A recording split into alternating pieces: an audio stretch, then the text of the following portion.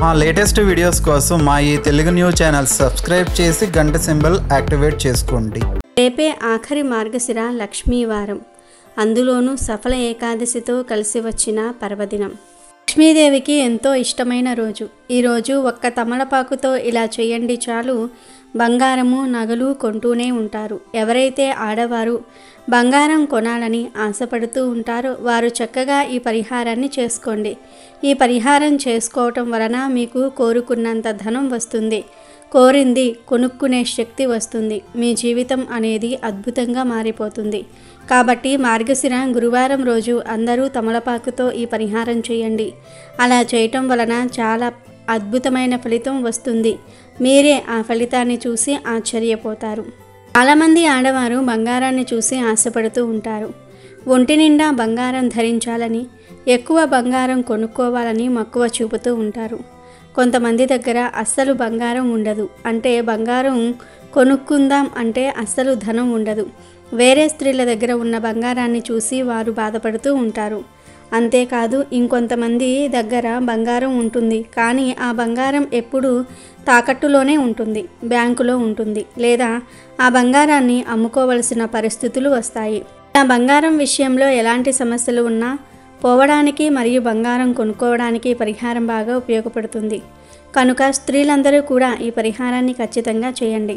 మరి ఇంతకీ మార్గశిర గురువారం రోజు ఏం చేస్తే బంగారం కొనుక్కునే యోగాలు వస్తాయి అనే విషయాన్ని ఇప్పుడు మనం ఈ వీడియోలో వివరంగా తెలుసుకుందాము. అంతకన్నా ముందు ధనలక్ష్మీదేవి అనుగ్రహం లేకపోతే కోటీశ్వర్లు అయినా కటిక పేదవాడిగా మారక తప్పదు అని తెలియజేసే పవిత్ర కథను విందాం. పూర్వం కాశీనగరంలో ఒక ప్రముఖ వర్తకుడు ఉండేవాడు. అతను ప్రతినిత్యము ధనలక్ష్మీదేవిని ఆరాధిస్తూ ఉండేవాడు. అతని పూర్వీకులు వేసుకున్న తప ఫలంగా, అతని పూర్వజన్మ పుణ్య ప్రభావం వల్ల అతనికి ధనలక్ష్మీదేవి కృప కలిగి వ్యాపారంలో బాగా కలిసి వచ్చింది.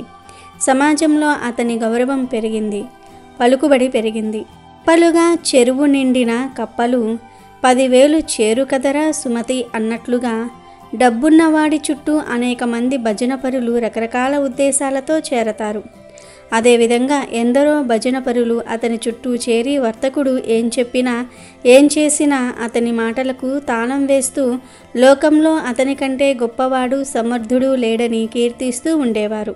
బుద్ధిశాలి అయితే ఈ పొగడ్తలకు లొంగడు, కానీ అహంకారం తలెక్కినప్పుడు అతి సులువుగా మనిషి పొగడ్తలకు లొంగిపోతాడు. అలాగే ఈ వర్తకుడు కూడా ఈ సంపద యావత్తు తన సామర్థ్యం వల్లనే సంపాదించగలిగానని వెర్రవీగుతూ ఆ ధనలక్ష్మీదేవి కృపనే విస్మరించాడు. అతని నిర్లక్ష్యానికి ఆగ్రహించిన ఆ తల్లి తన ప్రతాపాన్ని చూపాలని నిర్ణయించుకుంది. దాంతో వర్తకుడి సంపదలన్నీ హరించుకుపోయాయి. ఇక లాభాలు రావటం మానేసి వ్యాపారం సన్నగిల్లటం మొదలైంది. కానీ అతని భార్య బిడ్డలు మాత్రం వారి ఖర్చులను ఏమాత్రం తగ్గించుకోకపోవటంతో ఖర్చుల కోసం అప్పు చేయటం మొదలుపెట్టాడు వర్తకుడు. చివరికి ఆస్తి అంతా హరించుకుపోయి అప్పుల పాలై ఇల్లు కూడా వేలం వేశారు. దాంతో అతని భార్య బిడ్డలతో కలిసి తనను వదిలిపెట్టి పుట్టింటికి వెళ్ళిపోయింది. ఇక ఏం చెయ్యాలో తెలియక అడవిదారి పట్టాడు వర్తకుడు. అలా వెళ్తున్న వర్తకుడికి దారి మధ్యలో ఒక స్నేహితుడి ఇల్లు కనిపించింది. దాంతో వర్తకుడు ఆయన ఇంటికి వెళ్ళి ఏమైనా సాయం చేయమని అడుగుతాడు. అప్పుడు తన భార్యకు తెలియకుండా స్నేహితునికి ఉపకారం చేయాలనే ఉద్దేశంతో ఆయన ఒక చేతికర్రలో వజ్రాలు పెట్టి వర్తకుడికి ఇచ్చి దీని సాయంతో మళ్ళీ వ్యాపారం చేయమని అన్నాడు. వర్తకుడు విషయం గ్రహించలేక ఆ చేతికర్రతో ఎలా వ్యాపారం చేయగలను అనుకుంటూ ఆ కర్రను తీసుకుని వెళ్ళి అమ్మివేశాడు. అమ్మేసి వచ్చిన సొమ్ముతో ఆకలి తీర్చుకున్నాడు. అలాగే మరో స్నేహితుడు కూడా ఎవరికీ తెలియకుండా సాయం చేయాలనే ఉద్దేశంతో ఒక గుమ్మడికాయలో కాసులు పోసి వర్తకుడికి ఇచ్చాడు. కానీ దురదృష్టవంతుడైన ఆ వర్తకుడు దాన్ని కూడా అమ్మేశాడు. మరో మిత్రుడు వర్తకుడు సాయంకాలం ఇంటికి వచ్చే దారిలో మొహరీలు గుట్టగా పోయిస్తాడు. కానీ చీకటిలో ఇంటికి వస్తున్న వర్తకుడు అంత ధనం ఎదురుగా ఉన్నా తెలుసుకోలేదు. ఎవరో రాళ్ళు దారికి అడ్డుగా పోశారని తిట్టుకుంటూ వాటిని తొక్కుకుంటూ ఆ చీకటిలో వెళ్ళిపోతాడు. ఆ తల్లి కటాక్షం లేకపోతే ఎవరి సహాయం కూడా అందదు. చివరికి దిక్కుతోచని ఆ వర్తకుడు ఒక మహామునిని ఆశ్రయించి తన కష్టాలు తీరే మార్గం చెప్పమంటాడు. అప్పుడు ఆ ముని దివ్య దృష్టితో జరిగింది తెలుసుకుని, నీవు ధనలక్ష్మీదేవి ఆగ్రహానికి గురి అయ్యావు కాబట్టి ఇలా జరిగింది. ఆ తల్లిని శ్రద్ధతో 108 రోజులు అష్టోత్తర శతనామాలతో పూజించు. ఆ తల్లి అనుగ్రహం కలుగుతుందని, అప్పుడు పోయిన నీ సంపదలన్నీ కూడా తిరిగి వస్తాయని చెప్తాడు. ముని చెప్పిన విధంగా వర్తకుడు లక్ష్మీదేవి పూజ చేయటం మొదలుపెట్టాడు. కాలం గడిచే కొద్దీ అమ్మవారికి వర్తకుడి మీద దయ కలిగింది. మొదటిగా విడిచిపెట్టి వెళ్ళిపోయిన భార్య తిరిగి వచ్చింది. తన ఆభరణాలు అమ్మి వ్యాపారం చేయమని భర్తకు ఇచ్చింది. వర్తకుడు చిన్నగా మొదలుపెట్టిన వ్యాపారం త్వరలోనే పుంజుకుంది. పైగా అతనికి కొంతమంది స్నేహితులు కూడా సాయం చేశారు. త్వరలోనే వ్యాపారం అభివృద్ధి చెంది పూర్వ వైభవం పొందగలిగాడు. ఈ కథ ద్వారా ఆ ధనలక్ష్మీదేవి మహత్యం ఎంతటితో మనందరికీ కూడా అవగతమవుతుంది. విషయానికి వెళ్లే ముందు ఫ్రెండ్స్, మీరు ఇప్పటి వరకు ఈ వీడియోని లైక్ చేయకపోతే వెంటనే లైక్ చేయండి. అలాగే మా ఛానల్ని కూడా సబ్స్క్రైబ్ చేసుకుని మాకు సపోర్ట్ చేయండి. తమలపాకు గురించి అందరికీ తెలుసు కదా. తమలపాకు చాలా మంచి ఆకు. తమలపాకులో లక్ష్మీదేవి నివాసం ఉంటుంది.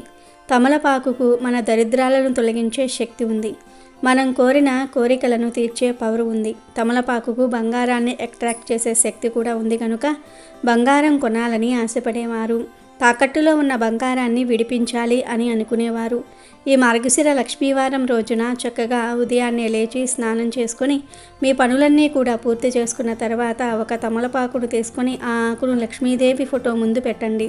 తర్వాత ఈ ఆకు మీద గల్లులుప్పు ఉంటుంది కదా, ఆ గల్లులుప్పును వేయండి. 1 స్పూన్ లేదా 2 స్పూన్లు, ఇలా ఎంత ఉప్పు పడితే అంత ఉప్పు వేయండి. అలా ఉప్పు వేసిన తర్వాత దాని మీద 1 స్పూన్ పసుపును వేయండి. ఎందుకంటే పసుపుకు బంగారానికి సంబంధం ఉంది. ఈ పసుపు మీద ఏదైనా చిన్న బంగారపు వస్తువును పెట్టండి. అంటే ఉంగరం కానీ, చైన్ కానీ, ఆఖరికి చిన్న ముక్కు పుడకను అయినా పెట్టవచ్చు. కానీ బంగారపు వస్తువే ఉండాలి. ఆ తర్వాత బంగారం పక్కనే ఒక లవంగం మొగ్గను కూడా పెట్టండి.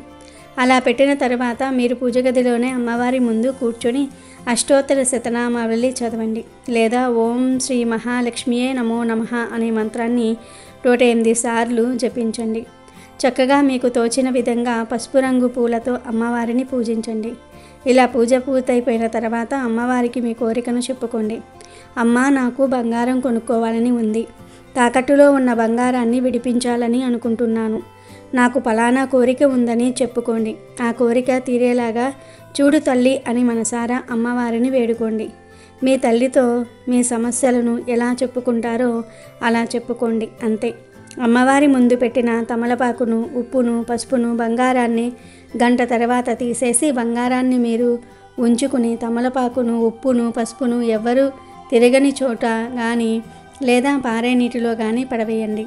మార్గశిర మాసంలో 2 గురువారాలు 2 సార్లు ఈ పరిహారం చేస్తే ఖచ్చితంగా మీ కోరిక నెరవేరుతుంది. కావలసినంత ధనం సమకూరుతుంది. కోరినంత బంగారాన్ని కొనుక్కోగలుగుతారు. బంగారాన్ని తాకట్టు నుండి విడిపించుకోగలుగుతారు. కనుక బంగారం కొనాలని అనుకునేవారు, బంగారాన్ని తాకట్టు నుండి విడిపించాలని అనుకునేవారు మార్గశిర గురువారం రోజు తప్పనిసరిగా ఈ పరిహారం చేసి శుభ ఫలితాలను పొందండి. సాధారణంగా శుక్రవారం రోజున లక్ష్మీ పూజలు చేయటం మనకు తెలిసిందే. అయితే మార్గశిర మాసంలో గురువారాలకు అత్యంత ప్రాధాన్యత ఉంటుంది. ఈ మాసంలో ప్రతి గురువారము లక్ష్మీ వ్రతం చేస్తే లక్ష్మీ కటాక్షం లభిస్తుందని పురాణాలు చెప్తూ ఉన్నాయి. మార్గశిర మాసం శ్రీ మహావిష్ణువుకు కూడా చాలా ఇష్టమైనటువంటి మాసం. మాసానాం మార్షశీర్షోహం అంటే మాసాలలో మార్గశిర మాసం తానే అని స్వయముగా శ్రీకృష్ణ పరమాత్ముడు విభూతి యోగంలో చెప్పబడింది. కార్తీక మాసం 9 రోజుల పాటు భక్తిభావంతో మునిగి తేలే తెలుగు ప్రజలు మార్గశిర మాసంలో అంతకి మించి అన్నట్టుగా ఉంటారు. ముఖ్యంగా ఈ నెలలో లక్ష్మీదేవి పూజ చేస్తే అష్టైశ్వర్యాలు సిద్ధిస్తాయని భక్తుల విశ్వాసం. శ్రీ మహావిష్ణువుకు ప్రీతిపాత్రమైన ఈ మాసం మహాలక్ష్మికి కూడా మక్కువే. ఈ నెలలో ప్రతి గురువారము లక్ష్మీదేవిని ఎవరైతే ధ్యానిస్తూ ఉంటారో వారిపై లక్ష్మీ అనుగ్రహం ఉంటుంది. ఈ నెలలో అత్యంత ముఖ్యమైనవి మార్గశిర లక్ష్మీ వారాలు. తెలుగు ఆడపడుచులు మార్గశిర మాసంలో వచ్చే ప్రతి గురువారము లక్ష్మీ పూజ చేస్తారు. మార్గశిర మాసంలో వచ్చే గురువారం నాడు చేసే పూజను మార్గశిర లక్ష్మీవార వ్రతము అంటారు. సంవత్సరానికి ఒక్కసారి వచ్చే మార్గశిర మాసంలో ఈ పూజను చేస్తారు. ఈ వ్రతము లక్ష్మీదేవికి చాలా ప్రీతికరమైనది అని పరాశర మహర్షి నారదుడికి తెలిపారు. మార్గశిర నెలలో లక్ష్మీ పూజ చేసుకుని మార్గశిర లక్ష్మీవార వ్రతమును ఆచరించుట వల్ల రుణ సమస్యలు తొలగి శ్రేయస్సు, సంపద మరియు ఆరోగ్యం కలుగునని విశ్వాసం. మార్గశిర లక్ష్మీవార వ్రత పూజా విధానం దీపావళి లక్ష్మీ పూజ మరియు వరలక్ష్మీ పూజ వలె ఉన్నప్పటికీ అమ్మవారికి సమర్పించే నైవేద్యం వైవిధ్యమైనది. ఈ పూజ ఎలా చేయాలి అంటే, మార్గశిర గురువారాలలో ఉదయమునే నిద్రలేచి ఇల్లు శుభ్రం చేసి శుచిగా స్నానం చేయవలెను. ప్రత్యేకించి పూజ ముగిసే వరకు తలకు నూనె రాసుకొనుట, దువ్వుకొనుట చేయరాదు. చక్కగా అలంకరించబడిన లక్ష్మీ అమ్మవారి యొక్క చిత్రపటమును లేదా చిన్న విగ్రహమును పూజకు సిద్ధం చేసుకోవలెను. మొట్టమొదట గణపతికి ప్రథమ పూజ చేయవలెను. గణపతి పూజ అనంతరం లక్ష్మీ అమ్మవారికి అందాంగ షోడశోపచార మరియు అష్టోత్తర పూజను చేయాలి. ప్రతి గురువారము ప్రత్యేక నైవేద్యం సమర్పించాలి. తర్వాత మార్గశిర లక్ష్మీ పూజ కథ చదువుకొని అక్షింతలను శిరస్సున ధరించాలి. లక్ష్మీ పూజ మార్గశిర నెలలో అన్ని గురువారాలు చేస్తారు. కేవలం 4 గురువారాలు మాత్రమే మార్గశిర మాసంలో ఉంటాయి. కానీ ఈ లక్ష్మీ పూజ పుష్యమాసంలో వచ్చే మొదటి గురువారం నాడు కూడా చేయాలి. అదే ఇక్కడ విశేషం. అంటే మార్గశిర మాసంలో వచ్చే అన్ని గురువారాలలో పూజ చేసుకొని పుష్యమాసంలో వచ్చే మొదటి గురువారం నాడు ఉద్యాపన చేసుకోవాలి. ఆ రోజు కూడా అమ్మవారి పూజ చేసుకొని కథ చదువుకొని అక్షింతలు తలపై వేసుకోవాలి. ఒక ముత్తైదువుని పిలిచి భోజనం పెట్టి 9 పూర్ణం బూరెలు పెట్టి దక్షిణ తాంబూలాలు ఇవ్వవలెను. శక్తి ఉన్నవారు చీర కూడా పెట్టవచ్చును, లేకపోతే జాకెట్ ముక్కతో సరిపెట్టవచ్చును. మార్గశిర లక్ష్మీవార వ్రతం సమయంలో అమ్మవారికి ఏ నైవేద్యాలు పెట్టాలి అనే విషయానికి వస్తే, మొదటి గురువారము పులగం పెట్టాలి, 2వ గురువారము అట్లు పెట్టాలి, 3వ గురువారం అప్పాలు లేదా పరమాన్నము ఏదైనా సరే పెట్టవచ్చు, 4వ గురువారం చిత్రాన్నం లేదా గారెలు పెట్టాలి, 5వ గురువారం పూర్ణం బూరెలు పెట్టాలి. మార్గశిర గురువారం రోజు ఆడవారు ఎంత త్వరగా వీలైతే అంత త్వరగా నిద్రలేస్తే మంచిది. ఇక ఈరోజు ఉదయం సాయంత్రం స్నానం చేసే నీటిలో 5 తులసి ఆకులను కానీ లేదా 1 స్పూన్ అంత గల్లులుపును కానీ వేసుకొని స్నానం చేయాలి. అలా స్నానం చేసే సమయంలో గంగా గంగా గంగా అని 3 సార్లు అనుకుంటే చాలా మంచిది. ఈరోజు ఇలా స్నానం చేస్తే లక్ష్మీ అనుగ్రహం కలుగుతుంది. కోటి జన్మల పుణ్యం వస్తుంది. మీ ఒంటికి దివ్య శక్తులు వస్తాయి. మీ ఒంట్లోని నెగిటివ్ ఎనర్జీ అంతా కూడా పోతుంది. పాజిటివ్ ఎనర్జీ వస్తుంది. మీ శరీరానికి నూతన ఉత్తేజం కూడా వస్తుంది. అలాగే ఈ మార్గశిర లక్ష్మీవార పూజ లేదా వ్రతం చేసే మహిళలు పసుపు రంగులో ఉండే దుస్తులు లేదా చీర ధరించి అమ్మవారిని పూజించుకుంటే అష్టైశ్వర్యాలు సిద్ధిస్తాయి. సులభంగా అమ్మవారి అనుగ్రహం కలుగుతుంది. కనుక ఆడవారు ఈ విషయాన్ని గుర్తుపెట్టుకొని ఈరోజు పసుపు రంగులో ఉండే దుస్తులను మాత్రమే ధరించండి. ఇక ఈ మార్గశిర గురువారం రోజున ఇంట్లోని ఆడవారు గుర్తుపెట్టుకొని పాలు పోసి వండే కూరలను కానీ నువ్వుల పొడి వేసి వండే కూరలను కానీ వండితే చాలా మంచిది. లక్ష్మీదేవి అనుగ్రహం కలుగుతుంది. పాలు పోసి వండే కూరలంటే పొట్లకాయ, వంకాయ, బీరకాయ లాంటి కూరలు తినాలి. అలాగే కొన్ని రకాల కూరలలో నువ్వుల పొడి కలిపి వండుతూ ఉంటారు. అంటే గుత్తి వంకాయ, బీరకాయ, ములక్కాడ లాంటి కూరలలో నువ్వుల పొడి వేసి వండుతూ ఉంటారు. ఈ గురువారం రోజు ప్రత్యేకంగా ఇలా పాలు పోసి వండే కూరలను నువ్వుల పొడి కలిపి వండే కూరలను తింటే కోటి జన్మల పుణ్యం వస్తుంది. కనుక ఈరోజు అందరూ కూడా ఈ కూరలను వండి తినండి. అలా తినటం వలన లక్ష్మీదేవి అనుగ్రహం కలుగుతుంది. దరిద్రాలు దోషాలు పోతాయి. అదృష్టం మిమ్మల్ని వరిస్తుంది. ఐశ్వర్య యోగం కలుగుతుంది. వద్దన్న ధనం వస్తుంది. సకల సంపదలు వస్తాయి. ఈరోజు ఈ కూరలు తింటే ఒంట్లోని దరిద్రమంతా కూడా పోతుంది. అష్ట ఐశ్వర్యాలు సిద్ధిస్తాయి. వద్దన్న ధనం వస్తుంది. కాబట్టి ఈ మార్గశిర గురువారం రోజు మీరు కూడా ఈ కూరలను తినండి. ఇక ఈరోజు పొరపాటున కూడా ఆనపకాయను మరియు నీచు కూరలను తినకూడదు. చాలామందికి ఈరోజు నాన్ వెజ్ తినకూడదనే విషయం తెలుసు, కానీ ఆనపకాయ తినకూడదనే విషయం తెలియదు. కానీ శాస్త్రాలలో కూడా ఈరోజు ఆనపకాయ తినకూడదని చెప్పారు. ఆనపకాయతో పాటుగా నాన్ వెజ్ కూడా తినకూడదు. అంటే చికెన్, మటన్, చేపలు, రొయ్యలు, గుడ్లు ఇలాంటివేమీ కూడా తినకూడదు. కాదని తింటే లక్ష్మీదేవి ఆగ్రహానికి గురి అవుతారు. ఐశ్వర్యం హరించుకుపోతుంది. ఆర్థిక సమస్యలు ఎదురవుతాయి. హల్వా రూపంలో కావచ్చు, పకోడీల రూపంలో కావచ్చు, కూర రూపంలో కావచ్చు, ఫ్రైల రూపంలో కావచ్చు, పచ్చళ్ళ రూపంలో కావచ్చు, ఇలా ఏ రూపంలోనూ కూడా ఆనపకాయ నాన్ వెజ్ ఈరోజు తినరాదు. నూడిల్స్, మంచూరియా, బర్గరు, ఫ్రైడ్ రైస్లు ఇలా ఏ రూపంలోనూ కూడా వీటిని తినకూడదు. కాదని తింటే మాత్రం దరిద్రం పడుతుంది. అప్పుల పాలైపోతారు. కనీసం గుడ్డును కూడా ఈరోజు తినకూడదు. కాబట్టి ఈ మార్గశిర గురువారం రోజు అందరూ కూడా ఈ ఆహార నియమాలను పాటించి లక్ష్మీదేవి అనుగ్రహానికి పాత్రులవ్వండి. ఈరోజు ఏం చేసినా చేయకపోయినా లక్ష్మీదేవి ఫోటో ముందు ఇది ఒక్కటి పెడితే చాలు, బంగారము, ధనము, ఐశ్వర్యము అన్నీ కలిసి వస్తాయని పండితులు చెప్తూ ఉన్నారు.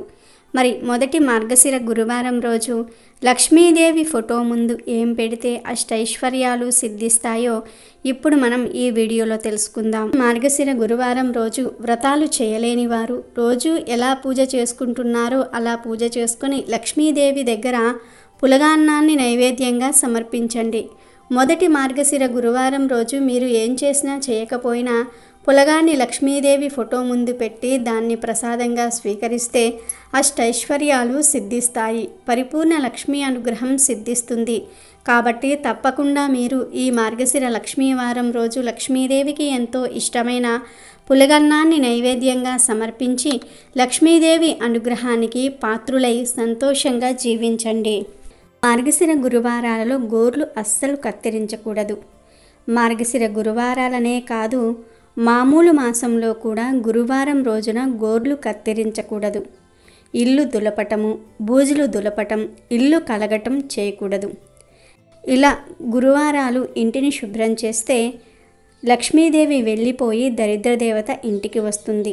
అలా అని ఇంటిని శుభ్రం చేసుకోకూడదు, చీపురుతో ఊడవకూడదు అని చెప్పటం లేదు. కేవలం ఇల్లు ఊడ్చుకోవాలి అంతేగాని బూజులు దులపటం, దుమ్ము ధూళి దులపటం, పూజ గదిని శుభ్రం చేయటం, పూజ గదిలో ఉన్నటువంటి బూజులను దులపటం ఇలాంటివి ఏమీ కూడా గురువారం రోజు చేయకూడదు. మరి ఎప్పుడు దులపాలి అంటే శనివారం రోజు దులుపుకోవచ్చు. ఆ రోజున దులపటం వల్ల శని ప్రభావం కూడా తగ్గుతుంది. ఇక తలకు స్నానం చేయకూడదు. మార్గశిర గురువారాలలో తలకు కుంకుడుకాయలతో కానీ షాంపూలతో కానీ స్నానం చేయకూడదు. తల మీద ఉట్టి నీళ్లు పోసుకోవచ్చు కానీ తలంటు స్నానం చేయకూడదు. అదేవిధంగా ఈ మార్గశిర గురువారాలలో తలకు నూనె కూడా పెట్టకూడదు. మరి విన్నారుగా, మార్గశిర గురువారాలలో ఇప్పుడు మనం చెప్పుకున్న ఎటువంటి పనులు కూడా చేయకూడదు. పొరపాటున చేశారో లక్ష్మీదేవి ఇంట్లో నుండి వెళ్ళిపోయి దరిద్ర దేవత తిష్ట వేసుకుని కూర్చుంటుంది. ఈ మార్గశిర గురువారాలలో సూర్యోదయానికి పూర్వమే ఇంటి ముందు ముగ్గు వేయాలి. మార్గశిర గురువారాలలో ఉదయం సాయంత్రం 2 పూటలా కూడా కల్లాపు చల్లి గుమ్మం ఊడ్చి ముగ్గు వేస్తే ఏ ఇంట్లో అయితే ముగ్గు వేసి ఉంటుందో ఆ ఇంట్లో లక్ష్మీదేవి తిష్ట వేసుకుని కూర్చుంటుందని పండితులు చెప్తూ ఉన్నారు. మరి మీరు కూడా ఇప్పుడు మనం చెప్పుకున్న ఈ పనులను చేయకుండా లక్ష్మీదేవి అనుగ్రహాన్ని పొంది అష్టైశ్వర్యాలతో భోగభాగ్యాలతో తులతూగండి. వీడియో నచ్చితే లైక్ చేయండి, షేర్ చేయండి, బట్ సబ్స్క్రైబ్ చేసుకోవడం మర్చిపోవద్దు.